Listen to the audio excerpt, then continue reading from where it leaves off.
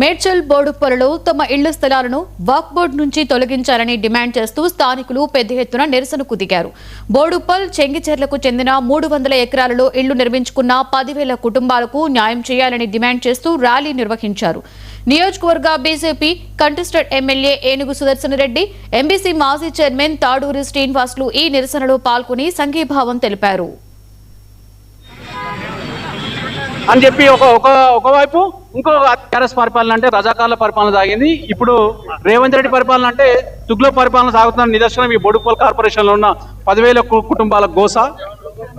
దాదాపుగా వీళ్ళు 8 సంవత్సరాల నుంచి ఎన్ని పోరాటాలు చేసినా, గతంలో మంత్రిగా పనిచేసిన మల్లారెడ్డి జోకర్గా మాట్లాడి ఓట్లు వేయించుకున్న ప్రయత్నంలో ఆయన చెప్పిన హామీలు ఆయన మర్చిపోయిండు. ఇప్పుడు ముఖ్యమంత్రిగా ఉన్న రేవంత్ రెడ్డి గారు ఇదే అంబేద్కర్ సాక్షిగా ఇక్కడ సెంటర్లో నేను వచ్చిన తర్వాత ఇక్కడ వక్ఫ్ బోర్డు అనే సమస్య తీర్చేస్తా అని చెప్పిన ముఖ్యమంత్రి రేవంత్ రెడ్డి గారు ఇక్కడ భిక్ష పెట్టింది, రాజకీయంగా భిక్ష పెట్టిన మా మల్కాజ్గిరి పార్లమెంట్ లో ఈరోజు 10,000 కుటుంబాల ఉసురు రేవంత్ రెడ్డి తగులుతుంది. కాంగ్రెస్ పార్టీ నాయకులకు కూడా ఈ రోజు వాళ్ళ మాటలకు వాళ్ళ చేష్టలకు ఏం సంబంధం లేకుండా ఎన్ని పోరాటాలు చేసినా వక్ఫ్ బోర్డు విషయంలో ఎంతమంది ప్రాణత్యాగాలు కూడా కొంతమంది చనిపోయింది కూడా.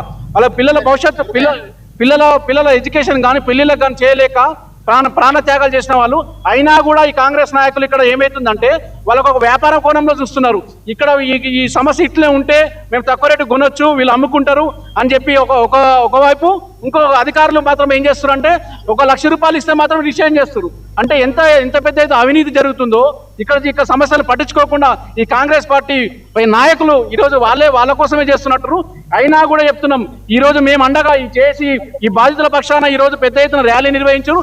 ఇప్పుడైనా సిగ్గు తెచ్చుకోండి. ఇప్పుడు former MBC corporation chairman BJP ఈరోజు పెద్ద ఎత్తున కార్యక్రమం ఇంత ఎండలో కూడా అన్ని కుటుంబాలు వచ్చి చేస్తా ఉన్నాయంటే దేనికోసం? గూడు కోసం ఇన్ని తిప్పల. ఈరోజు ఒక మానవుడు ఈరోజు ఒక ఇంటి కుటుంబం కోసం ఒక గూడు కట్టుకొని నిర్మించుకొని తన కుటుంబాన్ని తాను పోషించుకుంటుంటే ఈ ప్రభుత్వం ఏమి చేయలేని పరిస్థితిలో ఉండి కూడా ఉన్న గూడు చెదిరిపోయి గుండెలాగి చచ్చిపోయేటట్టు చేస్తున్నటువంటి ఈ ప్రభుత్వానికి నూకలు చెల్లుతాయి.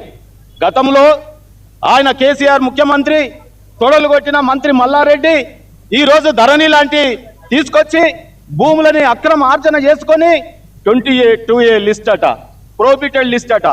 ఇవాళ ఇన్నేళ్ల నుంచి ఇండ్లు కట్టుకొని ఉంటే అది నీకు ప్రోహిబిటెడ్ అయిందా? ఇవాళ బ్లాక్ లిస్ట్ లో పెడతావా నువ్వు? ఆ రోజు కేసీఆర్ బ్లాక్ లిస్ట్ లో ఎందుకు పెట్టినాడు? ఈ రోజు నువ్వు ఇంటి ట్యాక్స్ తీసుకుంటావు, గవర్నమెంట్ రోడ్లు వేస్తావు, నల్ల నీళ్లకు ట్యాక్సులు తీసుకుంటావు, కరెంటు బిల్లులు తీసుకుంటావు, ఇవాళ సబ్బులు ఉప్పులు కొంటే ట్యాక్సులు తీసుకుంటావు. మరి ఇటువంటి ప్రజల యొక్క గూడు చెదిరిపోయి పిల్లల్ని చదివించుకుందాం, ఇంత ఆ చదువు కోసం నువ్వు ఎట్లాగో ప్రభుత్వం ఉచిత విద్యను ఇయ్యలేవు, కానీ తన పిల్లల్ని తాను లోన్ తెచ్చుకొని ఒక బ్యాంకులో పెట్టి పిల్లల్ని చదివించుకుందామంటే, ఒక ఎదిగిన పిల్లకు పెళ్లి చేద్దామంటే ఈ రోజు ఇల్లుండి కూడా ఇవాళ ఆస్తున్నదని మురిపెం కూడా లేకుండా చేసి ఈ రోజు ఈ రకమైన ఇబ్బందులకు గురి చేస్తా ఉన్నాం. రేవంత్ రెడ్డి గారు ఏమన్నారు ఆ రోజు జవహర్ నగర్ మీటింగ్ లో? నేను ఈ రోజు మల్కాజ్గిరి